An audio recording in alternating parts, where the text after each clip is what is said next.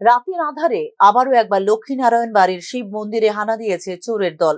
প্রণামী বাক্সের তালা ভেঙে সমস্ত টাকা নিয়ে পালিয়ে যায় চোরের দল। চুরির ঘটনা প্রকাশ্যে আসতেই নিরাপত্তা নিয়ে প্রশ্ন উঠেছে জনমনে। মঙ্গলবার সকালে মন্দিরে গিয়ে দরজার ভাঙা অবস্থা দেখতে পান পুরোহিত। সাথে সাথেই খবর দেওয়া হয়েছে পুলিশকে। পুলিশের উপস্থিতিতে দরজা খুলতেই দেখা যায় প্রণামী বাক্স ভেঙে নগদ টাকা নিয়ে পালিয়েছে চোরের দল। এই ঘটনায় গোটা এলাকায় ছড়িয়েছে তীব্র চাঞ্চল্য।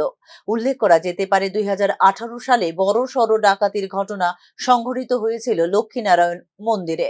চুরি করা হয়েছিল মন্দিরের বিগ্রহের প্রচুর স্বর্ণালংকার, কিন্তু আজ পর্যন্ত ওই ঘটনার কিনারা করতে পারেনি পুলিশ।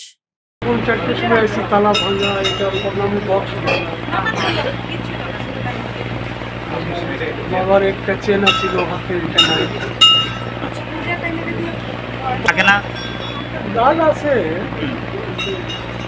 কি জানি আমি কয়টা ছিল হয়েছে না।